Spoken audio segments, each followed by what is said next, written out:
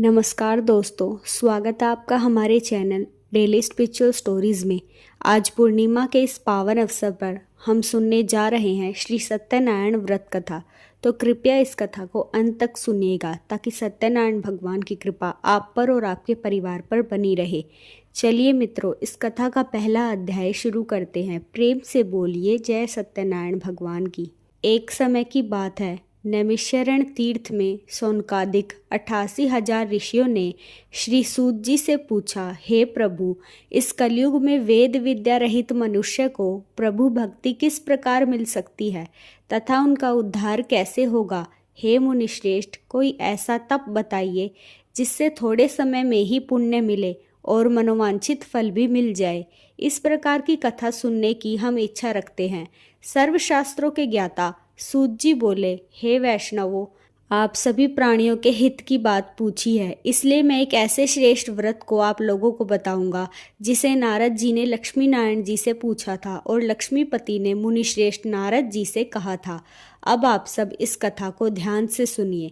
एक समय की बात है, योगीराज नारद जी दूसरों के हित की इच्छा के लिए अनेकों लोकों में घूमते हुए मृत्यु लोक में आ पहुँचे।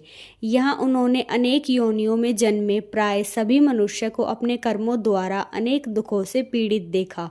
उनका दुख देखकर नारद जी सोचने लगे कि कैसा यत्न किया जाए जिसके करने से निश्चित रूप से मानव के दुखों का अंत हो जाए। इसी विचार पर मनन करते हुए वह विष्णु लोक में गए। वहाँ वह देवों के ईश भगवान नारायण की स्तुति करने लगे, जिनके हाथों में शंख, चक्र, गदा और पद्म थे। गले में वरमाला पहने हुए थे। स्तुति करते हुए नारद जी बोले, हे भगवान, आप अत्यंत शक्ति से संपन्न हैं। मन तथा वाणी भी आपको नहीं पा सकती है। आपका आदि, मध्य तथा अंत नहीं है। निर्गुण स्वरूप सृष्टि के कारण भक्तों के दुख को दूर करने वाले आपको मेरा नमस्कार है। नारद जी की स्तुति सुन विष्णु भगवान बोले, हे मुनिश्रेष्ठ, आपके मन में क्या बात है? आप किस काम के लिए पधारे हैं? उन्हें निसंकोच कहो। इस पर नारद मुनि बोले, मृत्यु लोक में अनेक योनियों में जन्मे मनुष्य अपने कर्मों के द्वारा अनेक दुखों से पीड़ित हैं। हे नाथ, आप मुझ पर दया रखते हैं तो बताइए कि वो मनुष्य थोड़े से प्रयास से ही अपने दुखों से कैसे छुटकारा पा सकते हैं। श्री हरि बोले, हे नारद, मनुष्यों की भलाई के लिए तुमने बहुत अच्छी बात पूछी है। जिसके करने से मनुष्य मोह से छूट जाता है, वह बात मैं तुम्हें बताता हूँ, उसे ध्यान से सुनो। स्वर्ग लोक व मृत्यु लोक दोनों में एक दुर्लभ उत्तम व्रत है जो पुण्य देने वाला है। आज प्रेमवश होकर मैं उसे तुमसे कहता हूँ। श्री सत्यनारायण भगवान का यह व्रत अच्छी तरह विधान पूर्वक करने से मनुष्य तुरंत ही यहाँ सुख भोग कर मरने पर मोक्ष प्राप्त करता है। श्रीहरि के वचन सुन नारद जी बोले कि उस व्रत का फल क्या है और उसका विधान क्या है। यह व्रत किसने किया था? इस व्रत को किस दिन करना चाहिए? सभी कुछ विस्तार से बताइए प्रभु। नारद जी की बात सुनकर श्रीहरि बोले, दुख व शोक को दूर करने वाला यह व्रत सभी स्थानों पर विजय दिलाने वाला है। मानव को भक्ति व श्रद्धा के साथ शाम को श्री सत्यनारायण की पूजा धर्मपरायण होकर ब्राह्मणों व बंधुओं के साथ करनी चाहिए। भक्ति भाव से ही नैवेद्य केले का फल, घी, दूध और गेहूं का आटा सवाए ले। गेहूं के स्थान पर साटी का आटा, शक्कर तथा गुड़ लेकर वे सभी भक्षण योग्य पदार्थों को मिलाकर भगवान का भोग लगाए। ब्राह्मणों सहित बंधुओं को भी भोजन कराए।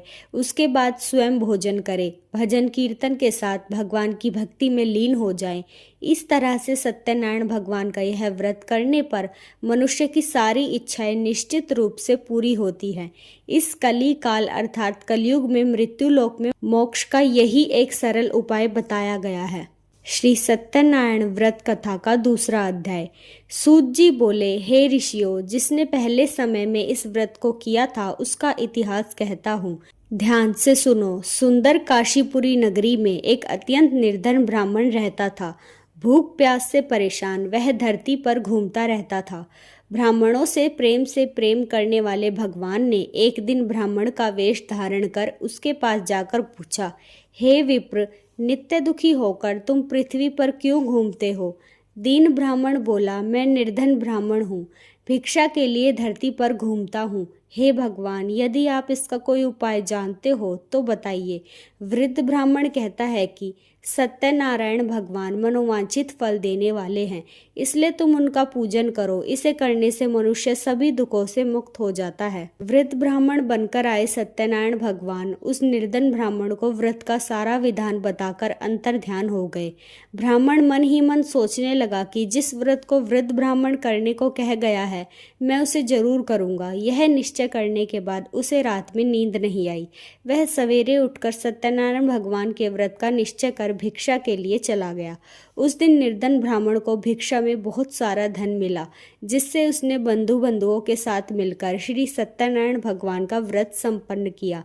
भगवान सत्यनारायण का व्रत संपन्न करने के बाद वह निर्धन ब्राह्मण सभी दुखों से छूट गया और अनेक प्रकार की संपत्तियों से युक्त हो गया। उसी समय से यह ब्राह्मण हर माह इस व्रत को करने लगा।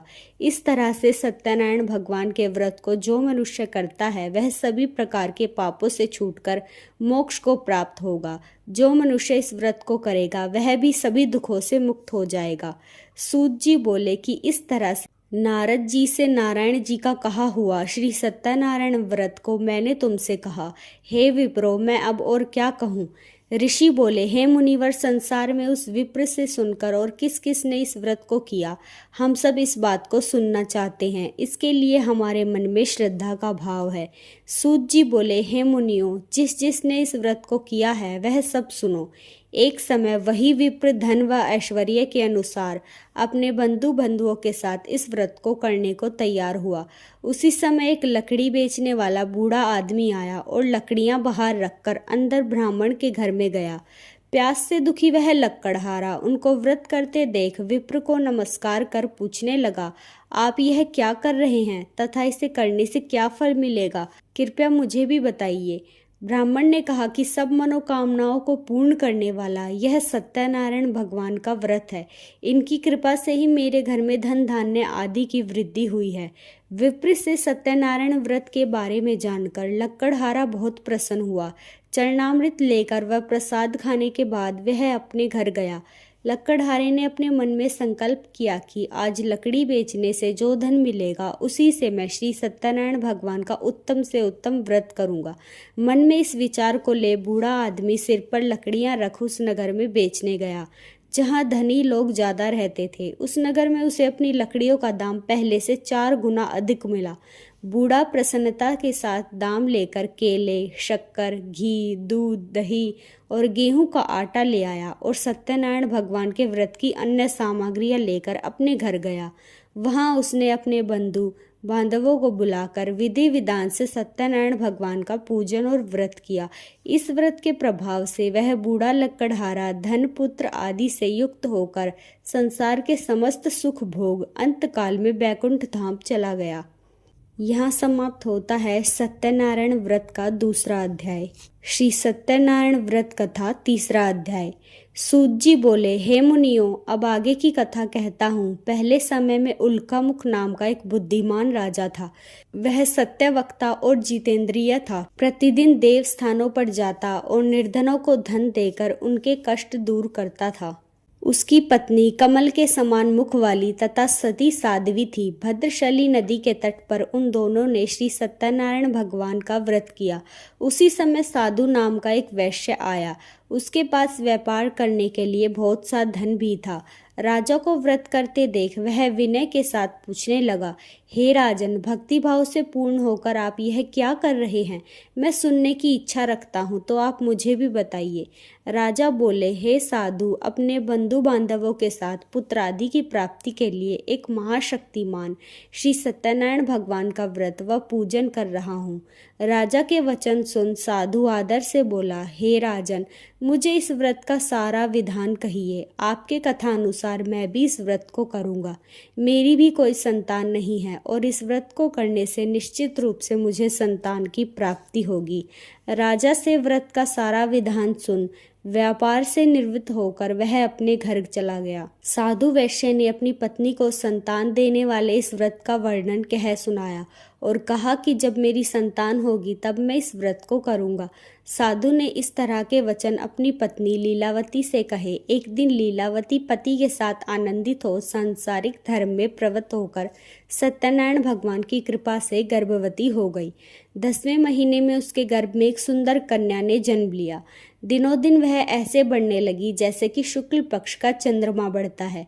माता पिता ने अपनी कन्या का नाम कलावती रखा।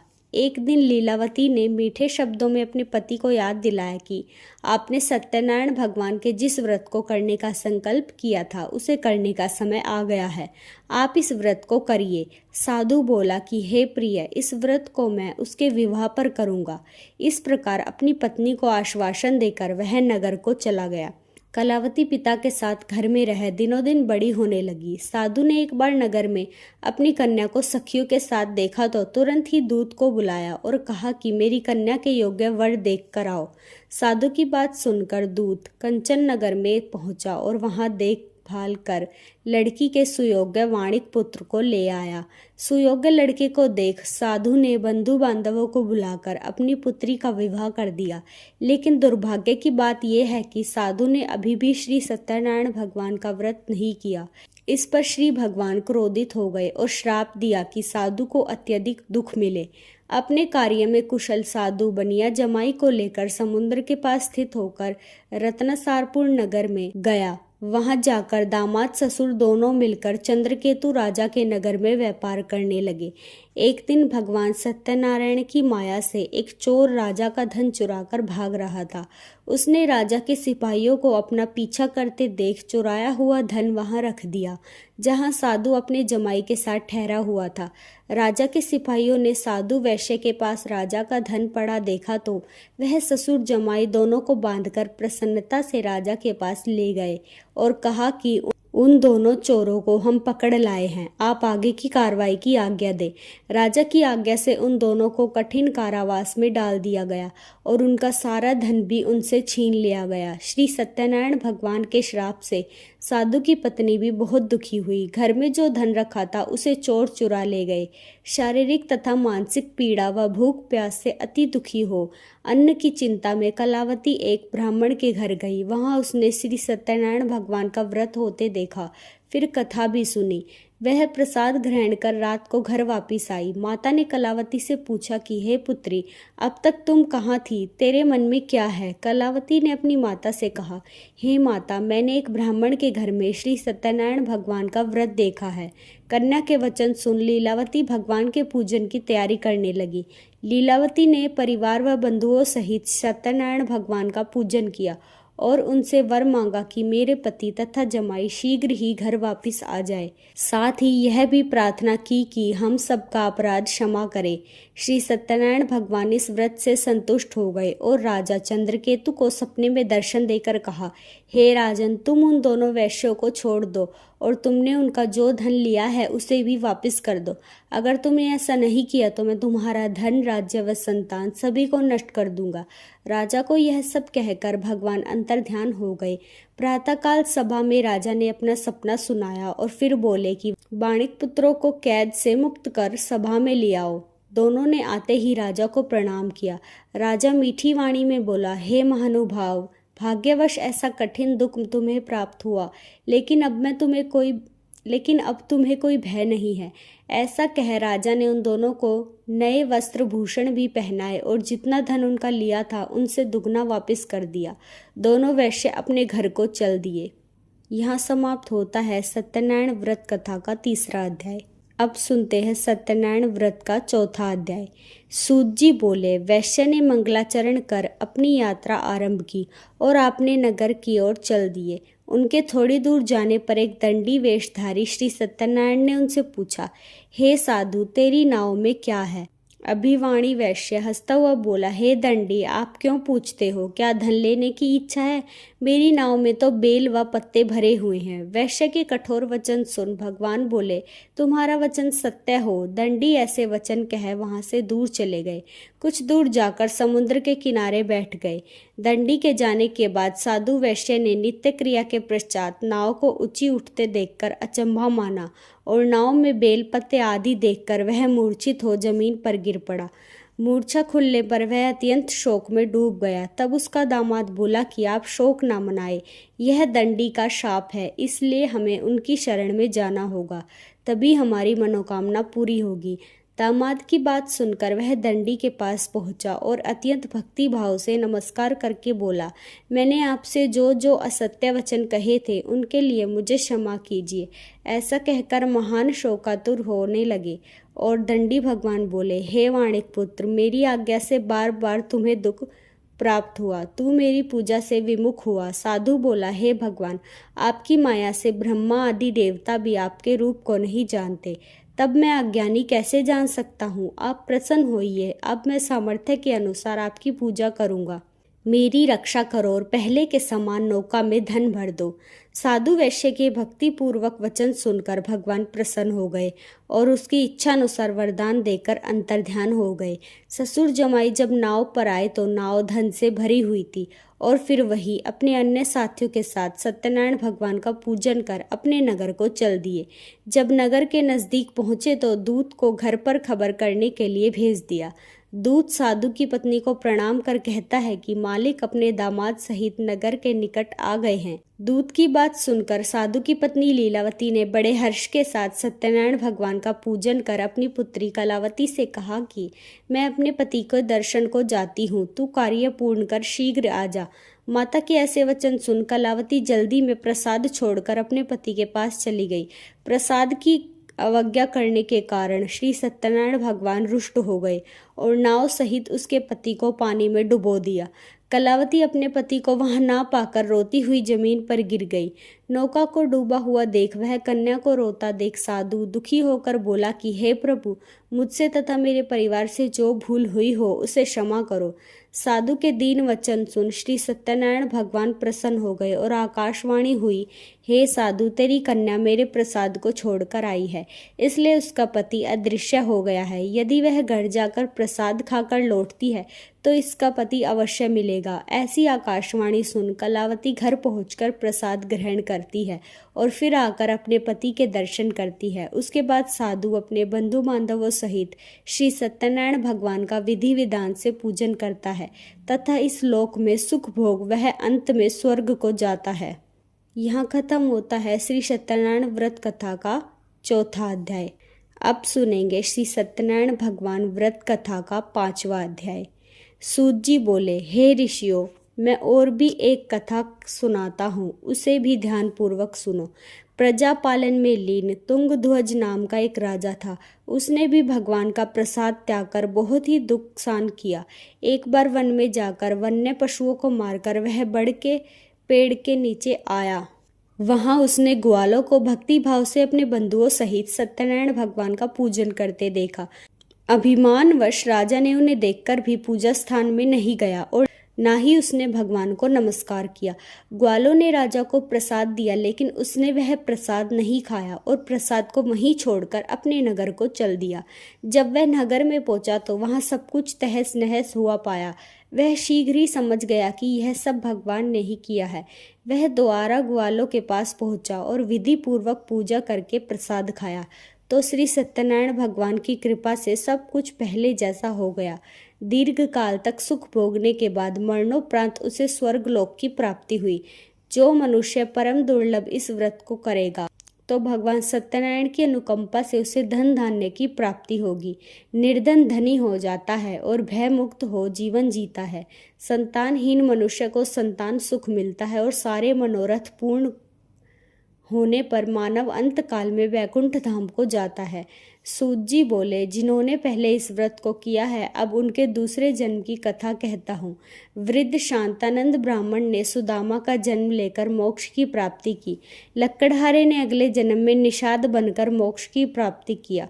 उल्कामुख नाम का राजा दशरथ होकर बैकुंठ को गए और साधु नाम के वैश्य ने मोरध्वज बनकर अपने पुत्र को आरे से चीरकर मोक्ष पाया। महाराज तुंगध्वज ने स्वयंभू होकर भगवान में भक्ति युक्त हो कर्म कर मोक्ष पाया। तो प्यारे भक्तों, यह थी श्री सत्यनारायण व्रत कथा। आपको यह कथा कैसी लगी हमें कमेंट करके ज़रूर से ज़रूर बताएं और हमारे चैनल को भी सब्सक्राइब कर ले।